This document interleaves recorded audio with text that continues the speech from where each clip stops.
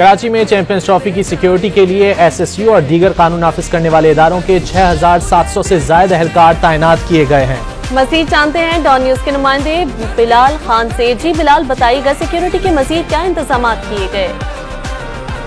जी बिल्कुल, देखिए champions trophy का आज पहला मैच है, इसकी तमाम तैयारियां मुकम्मल कर ली गई है। मैं इस वक्त मौजूद हूँ कराची के नेशनल स्टेडियम के बाहर। मेरा कैमरामैन आपको दिखा सकता है कि ये इसका मरकजी गेट है और यहाँ पर सिक्योरिटी के तमाम इंतजाम मुकम्मल किए गए। रेंजर्स के एहलकार भी यहाँ पर तैनात है, पुलिस के एहलकार भी यहाँ पर तैनात है। उसके अलावा बम डिस्पोजल स्क्वाड भी यहाँ पर मौजूद है, जो कि तमाम तर जो गाड़ियां आ रही हैं उसको मुकम्मल तौर पर चेक करने के बाद अंदर जाने की इजाजत दे रहा है। दूसरी जाने पर यहाँ पर जो क्रिकेट चेकिंग है वो भी पहुंचना शुरू हो चुके हैं। जो मरकजी गेट है यहाँ पर वॉक थ्रू गेट्स यहाँ पर लगाए गए, जो शहरी अंदर जाएंगे उनको मुकम्मल तौर पर उनकी चेकिंग की जाएगी। चेकिंग करने के बाद ही उन्हें अंदर जाने की इजाजत दी जाएगी। तो जो पुलिस है इसकी भाई नफरी यहाँ पर तैनात है, रेंजर्स के एहलकार भी यहाँ पर तैनात है। तकरीबन 6,700 पुलिस और दीगर जो इदारे हैं वो यहाँ पर तैनात किए गए, जो कि सिक्योरिटी के तमाम तर फराइज अंजाम देंगे। उसके अलावा यहाँ पर अगर ट्रैफिक की बात की जाए तो कोई भी